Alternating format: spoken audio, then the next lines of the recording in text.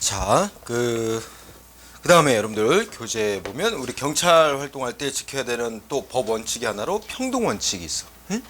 평등 원칙. 의미 정도만 간단히 보고 가요. 평등 원칙은 합리적 이유 없으면 뭐예요? 차별하면 안 된다는 거예요. 그래서 괄호 속에 두 번째 줄에 있지. 불합리한 차별은 금지한다. 응? 그럼 이 말 속에는 뭔 뜻이 내포돼 있어? 합리적 이유가 있는 차등 대우는 허용. 응? 우리 일상생활에서 합리적 이유 있는 차등 대우 어떤 게 있어요? 응? 뭐 장애인 우선 주차 구역 뭐 이런 것만 봐도 그죠? 그런 거 합리적 이유 있는 차등 대우지. 그러니까 평등 원칙 위반으로 위법한 경찰 작용이다. 그러면 합리적 이유 차등 대우 했을 때가 문제되는 거죠. 응? 네, 그런 정도 가볍게 보고 가고 그다음에 자기 구속의 법리 넘어가도 괜찮을 것 같아. 넘어가고 다음 페이지 봅시다. 102쪽에 신뢰보호의 원칙이라고 있어. 그죠? 신뢰보호의 원칙. 자, 공부할 거 의미. 신뢰보호의 원칙은 동그라미 1번 행정기관이 국민한테 말하고 행동을 했어. 어떤 언동을 했을 때 그 언동이 정당하다 또는 존속될 것이라고 우리 개인들이 믿었는데 신뢰했는데 보호해줄 가치가 있는 신뢰는 보호되어야 된다는 원칙이다. 응? 의미 정도. 예. 그 다음에 근거. 근거는 이론적 근거라 그래서 뭐야? 헌법상의 법치국가 원리의 내용 중 하나인 법적 안정성. 중요한 단어는 법적인 안정성. 응? 법적 안정성이라는 데서 국가와 국민 사이에 법과 관련된 생활에 있어서의 안정성을 유지하기 위해서. 만약에 거기에 법률 적합성을 유지하기 위해서 그러면 틀리는 거야. 응? 이 말 속에는 때로는 우리 경찰기관이 국민한테 어떤 조치를 했는데 위법하게 됐어. 결과적으로는. 근데 경찰기관이 잘못해서 위법이지 상대방 믿고 따른 국민한테는 아무 잘못이 없다면 그걸 믿은 국민의 신뢰 보호될 수도 있는 거야. 뭐를 희생해서라도 합법성을 희생하는 한이 있어도. 응? 그래서 법률 적합성이라는 걸 유지하기 위한 게 아니라 법적인 안정성 유지라는 게 이제 차원에서 그 단어 알았죠? 예.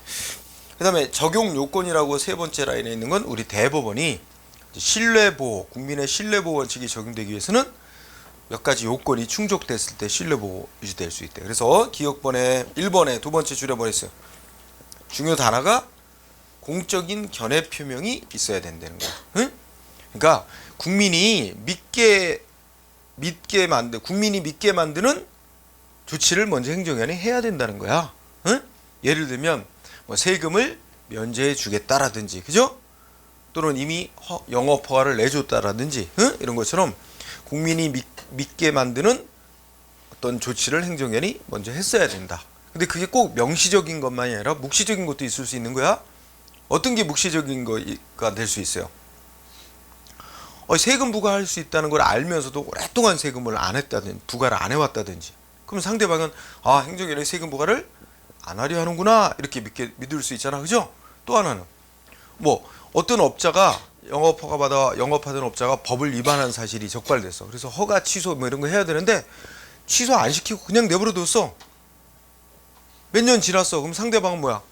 이제 아무 조치 안 할 것이다 이러고 이제 믿었는데 나중에 와서 갑자기 몇 년 전의 일을 이유로 허가 취소. 이런 거는 신뢰보호 원칙이라는 법 원칙에 위반된 조치, 그래서 위법 이렇게 인정하는 경우가 있단 말이야. 응? 그래서 그런 게 뭐야? 뭔가를 해야 되는데 안 하고 내버려 두는 것도 일종의 묵시적인 의사표시가 있다고 보는 거야. 응? 그래서 첫 번째 행정기관의 공적인 견해 표명이 있어야 되고, 그다음에 두 번째는 상대방이 그걸 그대로 믿었어야 되고, 믿은데 뭐가 없어야 돼? 잘못이 없어야 돼. 귀책 사유. 응? 그래서 넷째 줄에 있나요? 그 귀책 사유가 없어야 하며 이런 말도 나오죠? 귀책 사유가. 이 귀책 사유는 상대방이 뭐 속여가지고 허가를 받아냈다든지, 그죠? 허위 서류를 제출했다든지, 그죠? 또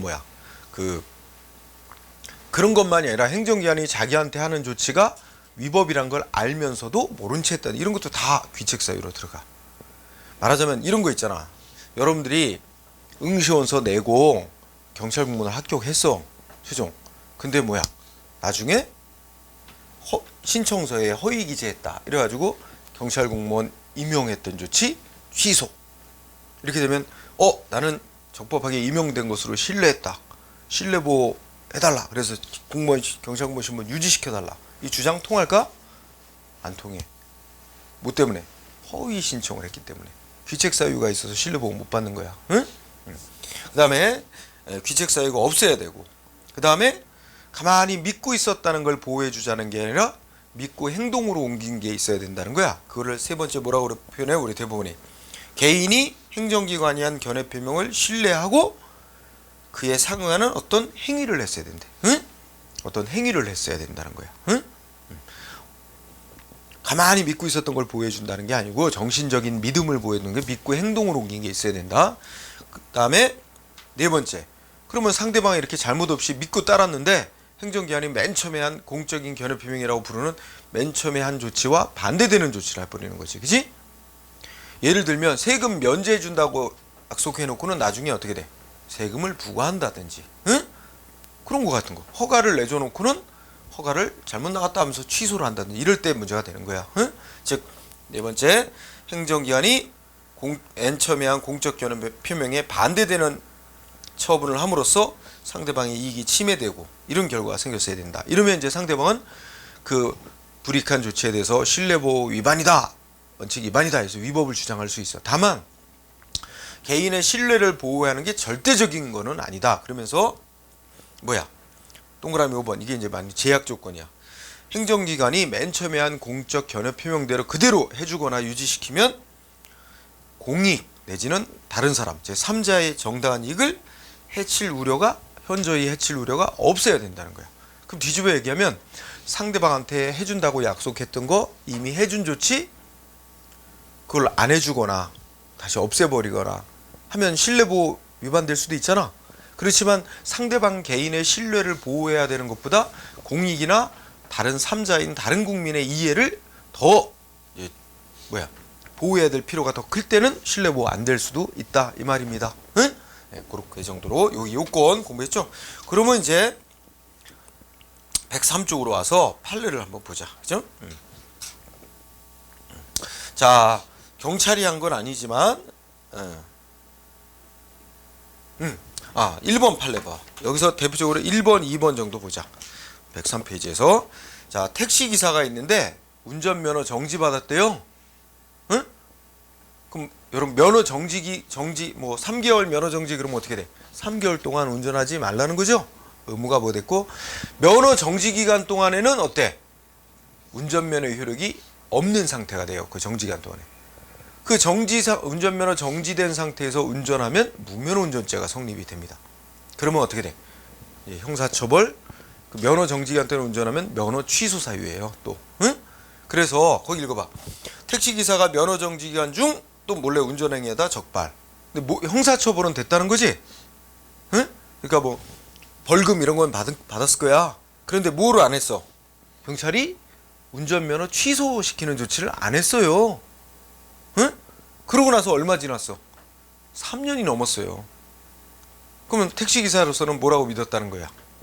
자기는 이제 그 면허 정지 기간 중에 운전한 거에 대해서 벌금 같은 형사처벌 받았으니까 그걸로 아무 조치가 더 이상은 없으니까 3년이 지나도록 자기는 이제 다 끝난 걸로 알고 아무 조치 없을 것으로 믿고 이제 정지가 끝났으니까 안심하고 운전하고 있는데 경찰 측에서 어떻게 한 거야?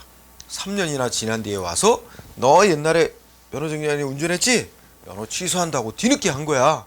그랬더니 상대방 말, 야 이제 와서 이러는 게 어딨냐? 그때 했어야지. 그래서 이거는 자기가 아무 조치 없을 것이라고 믿고 운전하고 했던 그 신뢰 이익을 깨트린 거다. 그래서 신뢰보호 원칙 위반 주장하고 소송을 했는데 승소. 그죠? 승소한 거야. 판결 뭐야? 간단히 줄여서 공부하면 면허 정지 기간 중에 운전행위 했다고 3년이 지나도록 내버려 두고 있다가 3년 지나서 면허 취소한 거 위법. 신뢰보호 원칙 위반된 위법한 면허 취소 조치로 판결 난 거야. 응? 네, 그런 사례.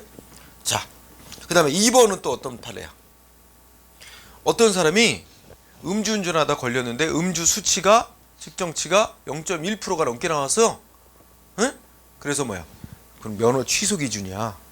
그런데 이제 적발한 경찰관은 이제 면허 취소 기준 이렇게 가지고 취소로 해서 올렸어.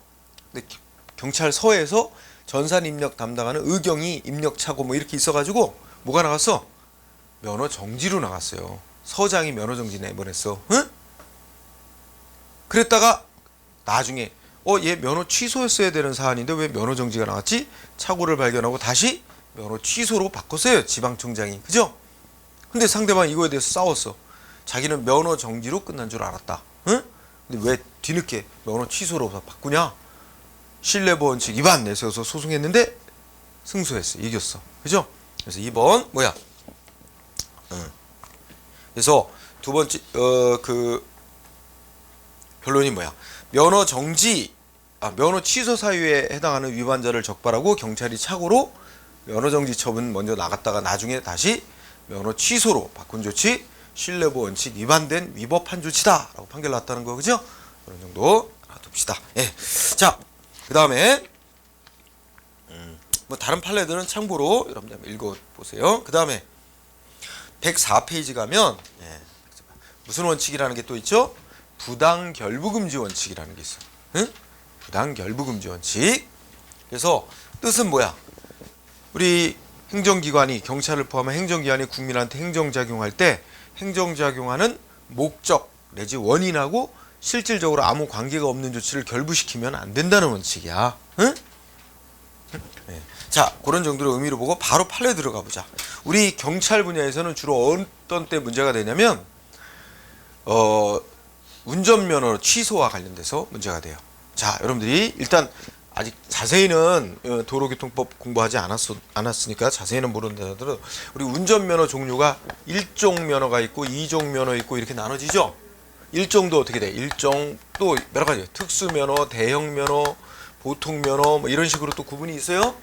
2종 면허도 보통면허, 2종 소형면허, 그다음 뭐 원동기 면허 뭐 이런 식으로 또 구분이 있어. 응? 그래서 면허 종류마다 또 운전할 수 있는 차의 종류가 이제 범위가 달라. 응? 이렇게 돼 있는데, 자, 우리가 운전면허를 보통 많은 경우는 면허 하나만 따잖아. 근데 어떤 사람은 면허가 여러 개 취득돼 있는 사람, 면허를 여러 가지를 취득한 사람도 있어. 응? 우리가 이런 거 있을 수 있잖아. 어떤 사람 저 오토바이 운전하려고 아무런 운전면허 없다가 고등학교 때 오토바이 몰고 싶어서 원동기 면허를 딴 사람이 있을 거야. 그죠? 그랬다가 좀 크니까 승용차 몰라고 뭐해? 2종 보통 면허를 땄다. 또 그죠? 그랬다가 15인승 정도도 몰아야 되겠다. 2종 보통 면허는 10인승까지 몰 수 있어. 10인승까지. 그러니까 뭐 12인승 봉고차라든지 좀 더 버스라 이런 몰라고 1종 보통을 또 나중에 딴 사람이 있겠지? 나중에는 대형 버스 같은 거 먹고 살기 위해서 그런 거 몰아야 돼. 그래서 1종 대형 딴 사람도 있을 수 있어. 그럼 뭐 이 사람은 면허가 4가지 종류 면허를 취득하고 있는 사람이 있을 수 있어. 그럼 4가지 면허가 있는 사람인데 이 사람이 어떤 차를 음주운전하다가 적발됐어. 응? 그러면 이 사람 음주운전했다는 이유로 4개 면허 다 취소하는 게 가능한 거냐? 이런 문제가 있다고. 응? 이때 판례에 따르면 이 음주운전한 차 있잖아. 응? 이 차를 운전할 수 있는 면허라면 다 묶어서 한 번에 취소해도 된대. 그래도 부당하게 결부시킨 건 아니다. 이런 이치야. 근데 관계없는 이 차의 운전과 관계없는 면허까지 묶어서 취소하면 안 된대. 그럼 부당한 결부가 돼서 위법한 거가 된대. 응? 자, 그러면 우리 구체적인 판례를 들어봐. 자, 이 사건 한번 여러분들이 상식적으로 한번 생각해보자. 어떤 사람이 운전면허가 3개 있는 사람이 있어. 그러니까 거기 판례 1번 한번 읽어봐. 105페이지에 판례 1번은 한 사람이 여러 종류의 운전면허를 취득하는 경우뿐만 아니라, 그러니까 한 사람이 운전면허 취득할 때도 하나하나 시험 봐가지고 하나씩 따는 거지, 별개로. 응? 근데 첫째 끝에 경찰이 운전면허를 취소하거나 정지할 때도 서로 별개로 취급하는 게 원칙이긴 한데, 두 번째 끝에 보니까 면허 취소나 면허 정지시키는 사유가 특정한 하나의 면허에만 관련된 게 아니고 다른 면허와 공통이 되거나 그러면 그 여러 개 면허를 한 번의 조치로 다 취소할 수 있다. 그지? 이게 이제 기본 전제고. 그래서 구체적 사례. 자, 밑에 2번에 방괄의 1번 보면 어떤 사람이 면허가 3개 있대요. 자, 2종 소형 면허. 응? 그다음에 또 뭐 있어? 1종 보통 면허, 1종 대형 면허. 이렇게 3개 면허 있는 사람이 있어. 그런데 이 사람이 뭘 음주운전하다 걸렸냐면 그 말하면 예를 들어 250cc 오토바이를 음주운전하다 적발됐다. 그랬더니 경찰이 어떻게 했어? 이 사람 음주운전했다는 이유로 이 사람 면허 3종류를 모두 취소했어. 그랬더니 상대방 반발. 왜 다 취소하냐? 반발하면서 소송을 했는데 결과는 어떻게 돼? 이거 위법이라고 그래서 적법이라고 그랬어. 결론이. 왜 그래? 뭐라고 났을까요? 응? 자, 여러분 여기서 250cc 오토바이라는 건 우리가 이제 이거를 뭐라 그러면 뭐라고 부를까? 우리 도로교통법에는 이륜 자동차라고 불러요. 이륜 자동차. 자, 오토바이지 뭐. 근데 오토바이를 배기량 갖고 두 단계로 나눠. 125cc 이하, 125cc 초과 오토바이. 125cc 이하의 오토바이를 원동기라 그래. 125cc 이상, 그러니까 이상이 아니라 125cc 초과하는 대형 오토바이를 이륜 자동차라 그래. 근데 이 이륜 자동차는 무슨 면허를 따야만 몰 수 있는 차종이냐면 2종 소형 면허를 따야만 몰 수 있는 차야. 응? 자, 그러면 이 사람이 이거를 운전할 때는 보통 따면 1종 보통 면허 있으면 이거 몰 수 있는가? 1종 보통 면허 있으면 125cc 이하의 오토바이, 즉 원동기는 몰 수 있어요. 그렇지만 그 초과하는 대형 오토바이는 못 몰아요. 1종 보통 면허죠. 그럼 이 1종 보통 면허로 몰 수 있는 차가 아니야. 또 1종 대형 면허 있어도 이 대형 오토바이는 몰 수 없는 차예요. 오직 이거는 뭐야? 이 면허로만 몰 수 있는 차야. 응? 그러면 이 사람이 이 250cc 오토바이를 운전할 때는 어떤 면허로만 운전한 거야? 2종 소형 면허로만 운전한 거야. 이 두 개의 면허는 이거의 운전과 아무 관련이 없어. 따라서 어떻게 돼? 경찰은 이 운전과 관련된 2종 소형 면허만 취소를 했어야 맞는 거다. 관련 없는 이 면허까지 모두 같이 취소한 건 부당하게 결부시켰다. 그래서 위법. 결론이 위법입니다. 그런 사례예요. 그러면 여러분 한번 이거 응용해 보자. 자, 이번에는 1종 보통 면허하고 1종 면허하고 두 개 면허를 내놓고 얘기해보자. 1종 보통과 대형 면허 두 개 있는 사람이 있는데 12인승 승합차 봉고차를 음주운전하다가 적발됐다고 치자. 그러면 이거 두 개 면허 다 취소해도 될까 안 될까? 모두 취소하면 적법일까 위법일까? 취소할 수 있을까 없을까? 응? 취소하면 적법 위법. 적법. 왜 적법이라고 생각했어요? 응? 맞아, 적법. 다 취소해도 된다는 거야. 응? 왜 그러냐면 자, 이 12인승 봉고차 1종 보통으로 몰 수 있어 없어? 이 15인승까지 몰 수 있는 거니까 이거 몰 수 있는 차야. 그럼 이거 운전할 때 1종 보통으로 몬 거야. 근데 1종 대형 면허 있어도 몰 수 있는 차야. 대형 면허로도. 그러면 이거 운전할 때는 어떻게 돼? 이 사람은 이 면허로 운전한 거고 이쪽 면허로도 운전하고 두 개 면허로 동시에 운전한 거래. 보는 거야. 따라서 이거의 운전에 두 개 면허 모두 관련이 있다. 두 개 면허 다 같이 취소해도 된다. 적법. 그지? 그런데 그러면 그럼 또 사례를 바꿔보자. 자, 똑같이 1종 보통 면허가 있고 1종 대형 면허가 있어. 그런데 이 사람이 45인승 버스를 운전하다가 음주운전으로 적발됐어. 자, 그러면 이거 모두 취소해도 될까 안 될까? 응? 그러면 적법이다 위법이다. 여기를 잘 공부해야 돼. 자, 그러면 이쪽 논리를 적용하면 어떻게 되지? 45인승 버스는 일종 보통으로는 몰 수 없는 차야. 일정 대형면으로만 몰 수 있는 차야. 대형면허 인원수 제한 없으니까. 그러면 일정 대형만 취소해야 되는 것 같죠? 일정 보통은 취소 못할 것 같지? 하지만 여러분 우리나라 운전면허 체계가 이렇게 돼 있단 말이야. 자, 일종 보통면허로 운전할 수 있는 차 종류가 이만큼이라고 쳐봐. 응? 근데 일종 대형면허로 운전할 수 있는 차는 얼만큼일까? 이거 포함해서 일종 보통면허로 운전할 수 있는 차 다 몰 수 있으면서 더 많은 차종까지 몰아. 그럼 일종 대형면허로 몰 수 있는 차는 포함을 해서 이 대형면허로 몰 수 있는 차가 포함을 해서 더 많이 들어있단 말이야. 그죠? 그러면 자, 이 사안에서 대형면허를 취소해야 된다 이거지? 그럼 대형면허 이거 취소한다. 뭔 뜻이야? 대형면허로 운전할 수 있는 차는 다 몰 수 없게 하는 조치 아니야? 근데 그 대형면허로 몰 수 있는 차 속에 보통면허로 운전할 수 있는 차가 다 들어있잖아. 보통면허도 같이 취소를 해야 대형면허 취소의 목적이 달성되는 거야. 그렇지 않아요? 응? 대형면허는 취소하는데 보통면허는 살려놓는다? 그러면 이 차는 몰아도 된다는 얘기인데, 그러면 대형면허 취소하는 목적하고는 안 맞게 되잖아. 그렇지? 그래서 자, 요 차의 운전은 대형면허가만 가지고 운전한 셈이긴 하다.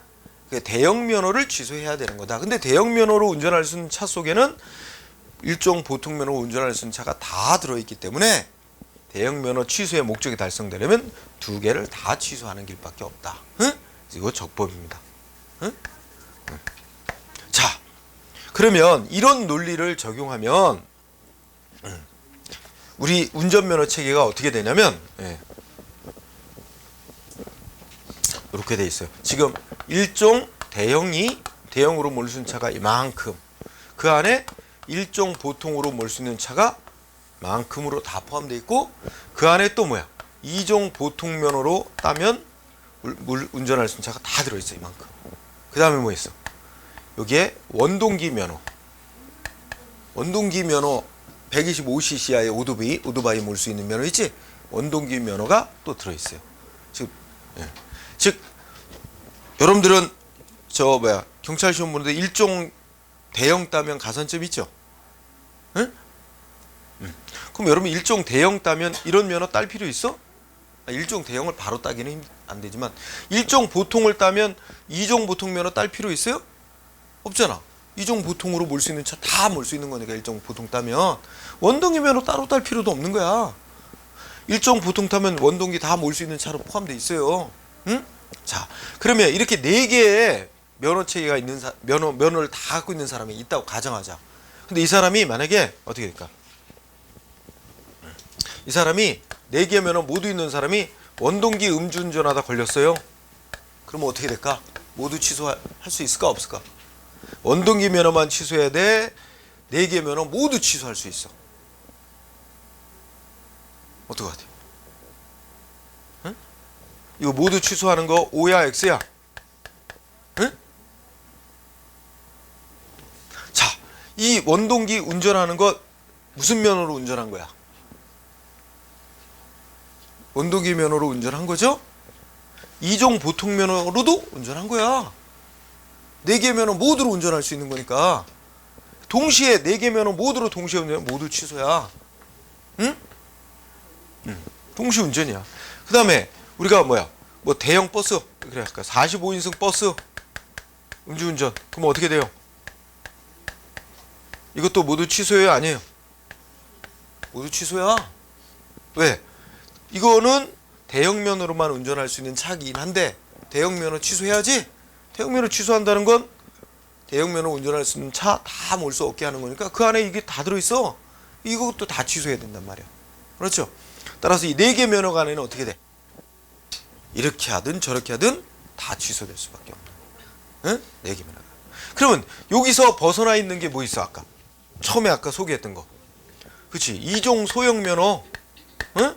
이종 소형 면허. 요거는 다른 차는 못 몰고 딱 한 종류의 차만 몰 수 있는 거야. 무슨 거? 배기량이 125cc 초과하는 오토바이. 응? 요거 몰고 싶으면 우리 가죽 잠바 입고 이거 할리 데이비슨 타고 다니는 그런 사람 있잖아. 그런 사람은 다른 면허 이런 거 따봐야 소용없어. 그거 모르려면 반드시 이걸 별도로 따야 돼. 이종 소형 면허를. 응? 요거만 이 동심원 체계에서 벗어나 있는 거야. 요거 하나. 응? 응. 그 다음에 하나 또 있어. 일종 특수. 응? 특수 면허. 특수 면허는 뭐 뭐라? 그쵸. 트레일러. 특수 차량. 트레일러, 레카. 이렇게 견인차라고 하는 거 있잖아. 레카. 이거 특수차 모는 면허야. 이거 모르려면 다른 면허 따봐야 뭐 뭐라? 특수 면허 따야 돼. 응? 근데 하나 더 추가돼 있어. 뭐냐면 2종 보통 면허로 운전 가능한 차.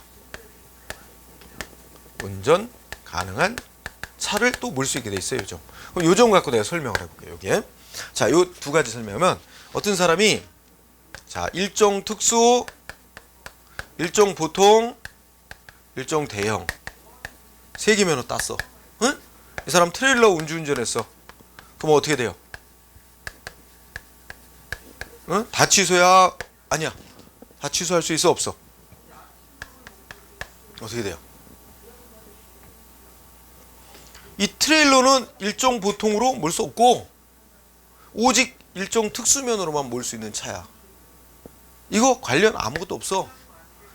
이 동심원 체계 안 들어가 있다 그랬잖아. 그죠? 따라서 일종 특수면으로만 운전한 거니까 특수만 취소해야 돼. 이거 모두 취소 못 하는 거야. 응? 근데 이런 경우입니다. 그러면 또 줄여서 일종 보통, 일종 특수 이렇게 2개 면허가 있는 사람이 있다고 치자. 근데 이 사람 택시를 음주운전했어. 응? 그러면 어떻게 될까요? 모두 취소할 수 있어요? 없어요? 응? 취소할 수 있어요? 왜냐면 자, 택시는 당연히 일종 보통 면허 있으면 몰 수 있어요. 특수면허로도 택시 몰 수 있게 바뀌었어요. 2종 보통 면허로 운전 가능한 차 속에 택시가 들어가요. 따라서 특수면허로도 운전 가능한 차예요. 따라서 이거의 운전은 2개 면허로 동시에 운전. 이거 언제 들어갔냐면 대통령령으로 IMF 때 들어가서 먹고 살기 힘들다고 특수면허만 땄어도 택시 운전할 수 있도록 개정해서 들어간 거예요. 그래서 2개 면허로 모두 운전하니까 모두 취소할 수 있습니다. 그죠? 자, 이런 논리가 또 응용돼서 뭐가 또 있었냐면 어떤 사람이 일종 보통하고 일종 대형 2개 면허가 있는 사람인데 일종 보통과 대형 면허 소지자가 뭐였냐면 배기량 450cc짜리 오토바이를 절도했어요. 절도. 응? 훔쳤어. 자, 우리 도로교통법 가면 법령 보면 운전면허 있는 사람이 다른 사람의 차를 훔쳤을 때는 그 운전면허 취소하게 돼 있어요. 응? 그래갖고 경찰이 뭐 했어? 응? 네. 이거 일종 보통 일종 대형 취소했거든? 2개 면허 모두 취소했어요. 면허를 취소했어요. 이거 적법이라고 그랬을까? 위법이라고 그랬을까? 응? 여기도 이 절도한 차량과 관련된 면허만 취소해야 된다는 게 판결이야. 그러면 420cc 오토바이와 관련된 운전면허는 뭐야? 2종 소형이죠. 이 사람은 2종 소형 면허가 있었다면 2종 소형 면허만 취소했어야 되고 소형 면허가 없었다면 면허 취소는 없는 거지. 형사처벌만 할 뿐이고. 응? 그러면 이거는 이거하고 관계된 게 없어요. 전혀. 따라서 이거는 취소 못 한다는 거야. 그런 판례들이 있습니다. 응? 자, 그래서 이거를 글쎄 억지로 외우려고 할 필요는 없고 논리를 가지고 적용하는 거야. 논리를 가지고 적용하면 요 4개 면허 시험 문제 만약에 혹시 나오면 이게 일반 공무원 시험에서는 가끔씩 나오는 거야. 경찰 시험에서는 아직은 잘 안 냈지만 이제 계속 출제 스타일이 많이 바뀌기 때문에 이제 나올 가능성이 있어요. 이 4개 면허 사이는 어떻게 돼? 다 취소라고 생각하면 돼. 응? 그러면 여기서 동떨어져 있는 요거하고 일종 특수면허 요거만 조심하면 되는 거야. 응? 요거 둘 사이만 원칙적으로 같이 취소 안 되는 거다. 응? 예. 다만 이제 요것도 잘 안 낼 테니까 그렇게 생각하면 됩니다. 그래서 한번 여러분들이 적용을 한번 해보도록 연습 삼아 해보세요. 자, 그렇게 정리. 그러면 좀 넘어가. 예, 넘어가 됩니다. 그래서 뭐야? 다음 페이지 넘어가고 또 7쪽에 경찰법의 효력 범위 해가지고 108쪽까지 가는 것도 넘어가도 상관없어요. 예? 일반 행정법 얘긴데 좀 넘어가. 자, 그러면 시험 이제 우리 출제의 직접적인 영역으로 이제 다가왔어. 응? 그러면 여러분들이 교재 109쪽에 봐. 경찰 조직에 관한 법, 조직법 부분으로 가서 우선 기초 개념에서 행정 주체와 행정 기관의 구별이라고 내가 써놨죠. 응? 여러분들이 일단 이렇게만 생각해야 돼. 우리가 이제 경찰 행정 주체 그러면 이제 국가야. 근데 국가의 경찰 행정과 관련된 업무를 경찰청장, 지방청장 뭐 이렇게 기관들이 수행을 해. 그러면 그 업무 처리하면 국가에게로 그 권리나 의무가 돌아가는 거예요. 응? 자, 그래서 경찰 행정 주체와 행정. 그러면 나하고 우리 신체에 비해보자. 여러분이나 나나 각자의 개인이 뭐예요? 권리와 의무를 가지는 자예요. 그죠? 권리 의무자지. 근데 권리 의무를 갖는 자인 나는 행동을 뭐를 통해서 해? 손과 발을 통해서 해. 그럼 나의 손과 발은 뭐라고 말했어요? 나의 기관이야. 안 그래요? 나하고 별개가 아니라 나하고 별개의 권리 의무를 갖는 자가 아니라 나에 속해 있는 나를 위해서 활동하는 기관이지. 그럼 나의 손발이 하는 행위는 그 행위의 효과는 누구한테로 와? 나에게로 오는 거지. 응? 내가 지나가다가 누군가 그냥 지나가는 사람 괜히 뺨을 한 대 후려쳤어. 그러고 뭐야? 그건 내가 아니라 나의 손이 한 거다. 나의 손에게 의무, 책임을 물어라? 논리가 안 되잖아. 나의 손은 나의 활동 기관이지. 나에게로 권리, 의무, 책임 돌아오는 거예요. 응? 그런 관계야. 그래서 국가가 행정 주체, 행정 기관은 국가를 위해서 일하는 활동 기관을 말하는 거야. 응? 뭐 그런 정도. 그러면 행정 기관은 하는 역할에 따라서 자, 여러분 거기서 109페이지고 중요해. 경찰 행정기관의 종류 이렇게 나눈 거 있지? 응? 경찰 행정기관의 종류라고 나눈 거 있어요. 그래서 이름이 하는 역할에 따라서 뭐야? 경찰 행정관청, 응? 줄이면 경찰관청, 경찰 의결기관, 자문기관, 보조기관, 보좌기관 그런 구분 있죠? 이거 알고 있어야 돼, 구분. 응? 자, 첫째. 행정관청 또는 행정청. 그런데 행정관청이라고 하려면 두 가지 권한이 있는 기관을 행정관청이라 그래. 두 가지 권한이 뭐야? 응? 두 가지 권한이 결정할 권한, 응? 결정권. 또 하나는 그 결정 내린 사항을 자기의 이름으로 국민에게 표시할 수 있는 권한이 있는 기관. 그러니까 두 가지 권한 줄이면 뭐야? 결정 권한하고 또 뭐야? 표시 권한. 응? 자기가 어떤 국가의 경찰 업무에 대해서 최종 결정을 내리고 그 결정한 것을 문서화해서 이렇게 누가 결정했다 하고 이렇게 밑에 문서에다가 자기 이름을 써서 내보낼 수 있는 그런 표시권이 있는. 그래서 두 개 단어 결정권, 표시권, 표시. 응? 우리나라의 경찰행정관청이라고 지위가 인정되는 기관은 셋이야, 셋. 외워야 돼. 두 번째 줄에 괄호 속에 누구라고? 경찰청장, 지방경찰청장, 그 다음 뭐야? 서장. 상적으로 또 이렇게 생각해봐. 국민한테 경찰 관련해서 문서 나갈 때 최소한 누구 이름으로 나가는 거야? 최하단위가 서장 이름으로 나가는 거야. 응? 경찰청장, 지방청장, 서장 이름으로 나가는 거야. 응? 그래서 지구대장 이름으로 국민한테 문서 나가는 건 있을 수 없습니다. 응? 지구대에서 업무 처리해도 다 서장 이름으로 된 문서로 나가는 거야. 서장 직인 찍히고 최하 단위가 서장인 거야. 응? 네, 그래서 자, 외워둘 것 경찰청장, 지방청장, 서장 우리가 세 가지가 우리나라에서는 이 결정권과 표시권이 있는 행정관청이다. 응? 따라서 거기 밑에 써놨죠. 지구대장, 파출소장은 행정관청이라고 안 그러는 거야. 응? 행정관청이라고 안 그러는 거야. 단지 그냥 경찰서장의 지시받아 경찰서장의 업무를 보조만 하는 보조기관일 뿐이야. 응? 포인트. 지구대장, 파출소장은 경찰행정관청이 아니다. 응? 그 다음에 거기서 또 이런 거 생각합니다. 우리가 지난 시간에 배웠던 거. 우리나라에서 경찰서장은 일제시대에도 행정관청으로서의 지위가 인정됐어요. 그러니까 서장은 계속 행정관청의 지위가 인정됐어. 그러나 경찰청장하고 지방경찰청장은 1991년 이전에는 뭐였었어?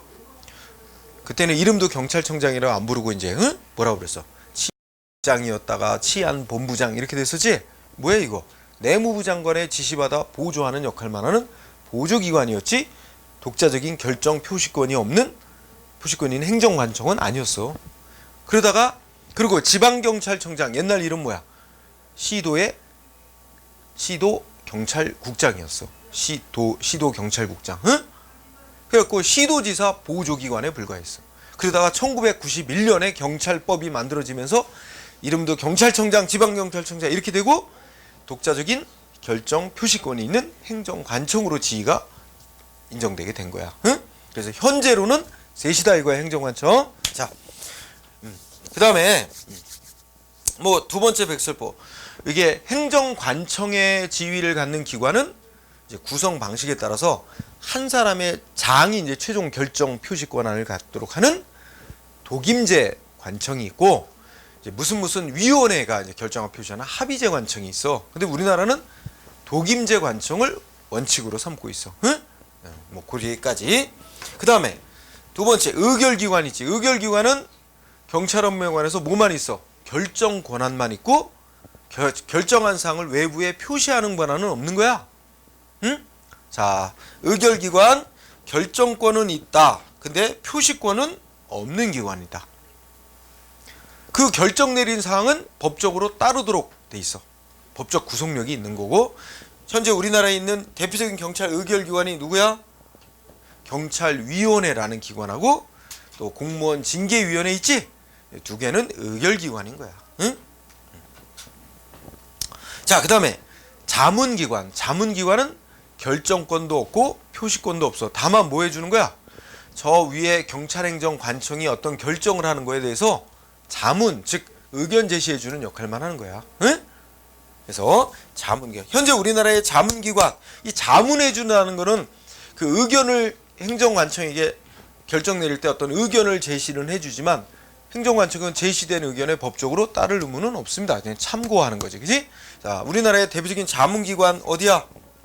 치안행정협의회. 응? 바로 뒤에 나와 이제 치안행정협의회, 경찰공무원 인사위원회. 응? 네, 두 개 정도. 그 다음에 보조기관. 예, 보조기관이라고 하는 거는 역시 결정권, 표시권 이런 건 없고 행정관청의 지시를 받아 그 업무 보조하는 역할을 하는 건데 뭐로 기억할까요? 보조기관 하면 누구래? 셋째 줄에 우리 경찰 조직 내부에서 차장, 국장, 과장, 계장 이런 라인이지? 응? 차장, 국장, 응? 부장, 계장, 응? 요런 지위를 뭐라 그런다? 요런 지위를 갖는 기관을 보조기관. 응? 그 다음에 밑에 보좌기관 하면 보좌한다는 건 참모기관을 말하는 거예요. 참모기관. 응? 잘 안 물어보니까 뭐 같을 거예요. 참모 보좌기관. 그 다음에 집행기관. 집행기관은 자 경찰행정관청의 명을 받아 응? 경찰에 관한 국가 의사를 실력으로 행사함으로써 집행하는 기관으로서 누구를 말해? 모든 경찰 공무원. 그러니까 순경부터 치안총관까지 모든 경찰 공무원이 다 집행기관의 역할을 합니다. 응? 자, 요거 구분해둬야 돼. 그리고 얘도 알아두고. 응? 시험에 직접 관련돼 있는 영역에 경찰기관의 종류 구분 거기까지 경찰관청, 응? 의결기관, 자문기관, 보조기관, 응? 그 다음에 집행기관 뭐 이렇게 정도가 꼭 개념을 알고 꼭 연결시킬 것. 자, 그 다음에 110페이지 가면 행정관청의 권한이라고 나와 있고 시험에 곧잘 나오는 영역이 있습니다. 응? 그래서 110페이지에 아래쪽에 한번 나왔어요. 쌍가루 2번 권한의 위임, 대리, 내부임 이렇게 나오죠? 되게 중요해요. 응? 권한 위임, 대리, 내부 위임 세 가지를 잘 개념 정리를 해놓고 해야 돼. 응? 자, 우선 그 위임 대리 내부 위임 들어가기 전에 한 가지만 공부하고자. 원래 경찰기관의 권한은 다 법으로 딱딱 구분해서 정해놔. 응? 경찰청장은 어떤 권한을 행사하고, 응? 지방경찰청장은 어떤 권한을 행사. 다 정해진 법으로 정해진 범위 내에서 자기 권한을 행사하는 거야. 원래 원칙은. 그런데 뭐 업무의 효율성을 위해서나 또는 불가피한 어떤 사정 때문에 그 주어진 권한을 다른 기관에게 행사하도록 하는 예외가 있어. 그게 세 종류가 바로 대리, 위임, 내부 위임이라는 거야. 응? 그러면 이 세 가지를 비교를 해서 공부를 해야 되는데 이 중에 이제 위임을 간단히 먼저 공부하고 잠깐 쉬었다가 그다음에 대리와 내부 위임을 같이 연결해 공부하도록 하겠습니다. 자, 우선 줄여서 권한 위임이란 걸 보자. 권한 위임을 한다. 쓰죠. 위임. 자, 그림으로 이해를 도웁시다. 자, 위임은 이게 상급기관이라고 치자. 응? 상급기관 A에게 주어진 권한이 이만큼. 응? 그 다음에 여기 하급기관 B. 예를 들면 이게 뭐 지방경찰청장, 경찰서장 이런 관계. 응? 그런데 다 법으로 그 상급기관의 권한, 하급기관의 권한 다 정해줬기 때문에 원칙은 각자가 알아서 하는 거야. 그런데 상급기관이 어떻게 했어? 자기 권한 중에 일부를, 응? 권한 중에 일부를 어떻게 하는 거예요? B한테 하급기관에게 넘기는 거야. 너 가져. 일부를 어떻게 돼요? 이전을 합니다. 이전. 위임한다는 건 권한을 일부 이전하는 거예요. 이 이전한다는 거는 뭐라고 표현하면 법으로 정해진 권한의 귀속을 변경한다 이렇게 말하기도 해요. 응? 귀속 변경. 그러면 결과가 어떻게 될까요? 이 권한은 이제 누구 권한 아니야. A가 자기에게 주어진 권한을 넘겼어요. B한테로 넘긴 거야. 이제 누구 권한 된 거야? B 권한 된 거야. 응?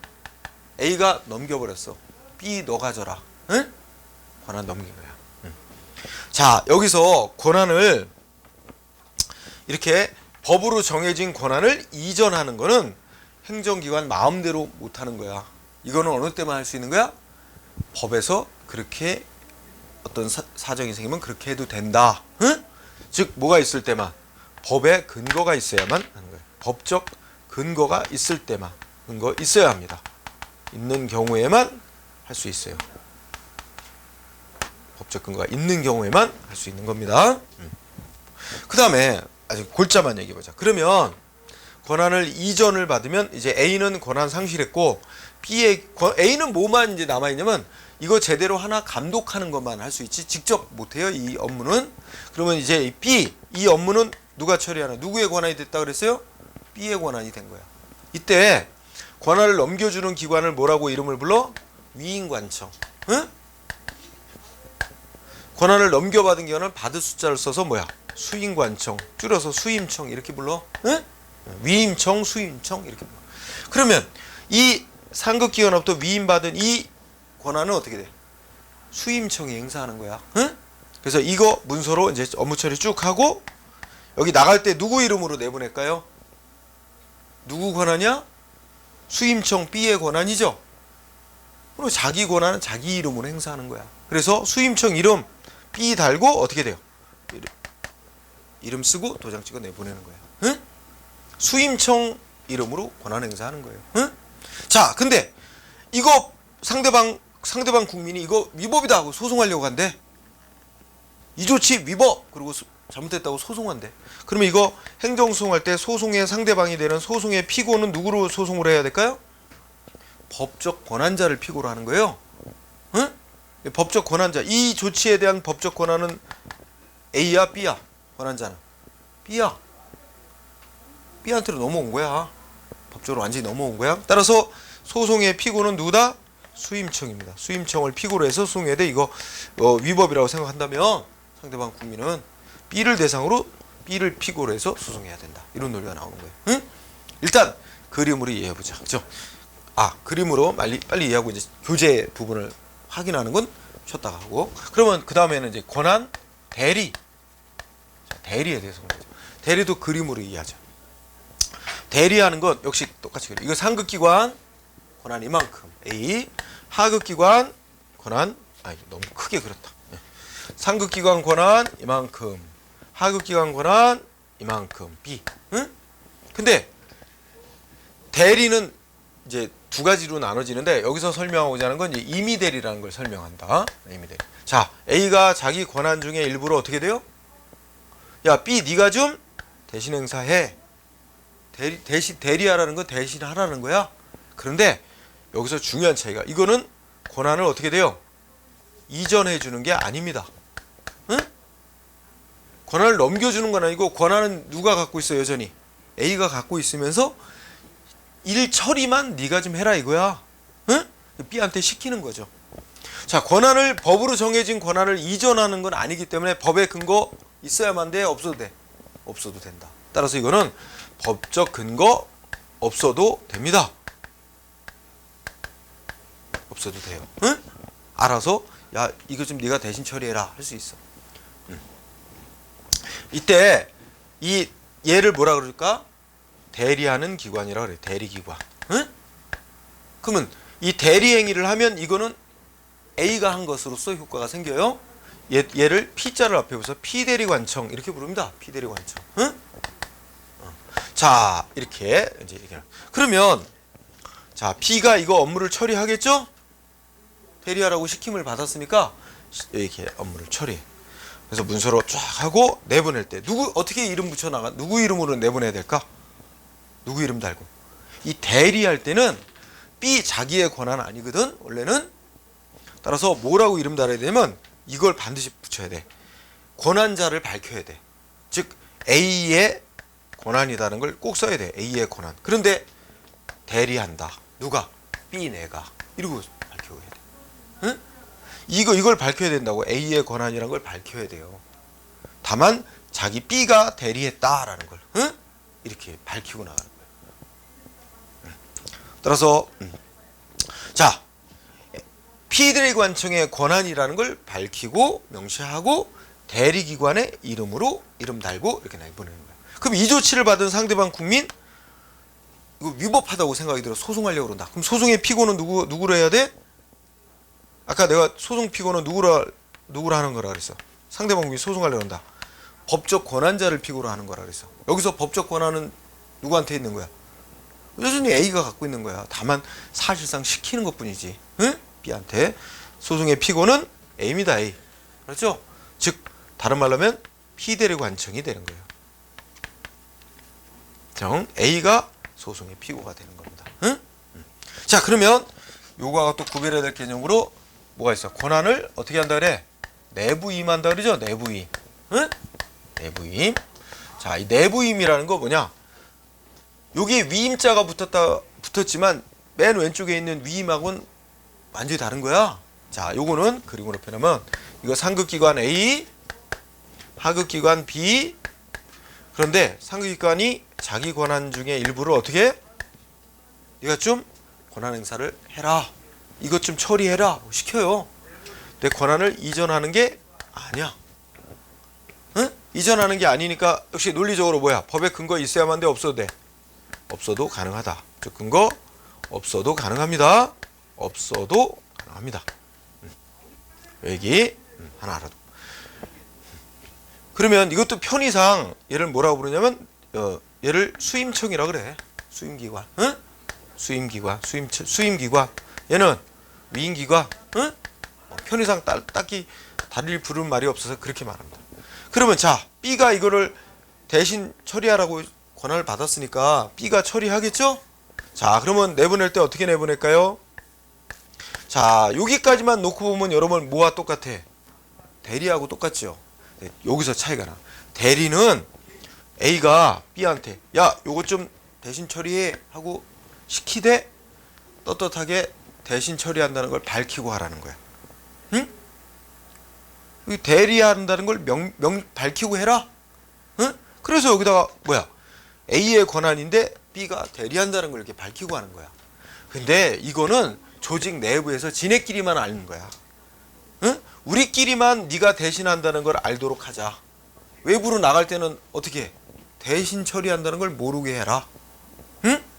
그래서 내부 임의란 말을 붙이는데, 그러면 B가 이 업무를 대신하니까 처리하면서 여기다 누구 이름 달고 나가야 될까? 이거에 대한 일 처리는 B가 다 했어요. 다만 문서로 내보낼 때는 B는 빠지고 여기다 누구 이름 달고 내보내? B 이름, A 이름만 달고 내보냅니다. 응? 그럼 밖에서 보면 누가 한 거로 보여?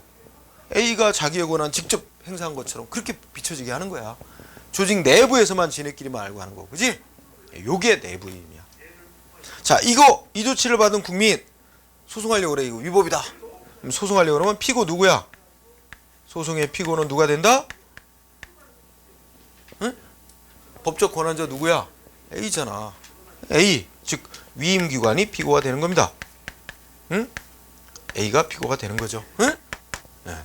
이게 기본 이제 차이야. 응? 그래서 요거를 일단 그림 틀로 이해한 다음에 말로다가 다시 한번 확인하는 절차를 거치도록 합시다. 예전에는 요새 근래 한 3, 4년간은 어쩌다 한 번 나온 정도인데, 그 전에는 아주 단골 출제 영역이었어. 조금 요새는 뜸해진 편이긴 하지만 언제든 출제 가능한 영역이기 때문에 반드시 확실히 알고 있어야 되는 거로. 자, 쉬었다가 말로 다시 한번 확인하도록 합시다. 조금 더 해야 될 부분도 있으니까. 자, 쉬었다.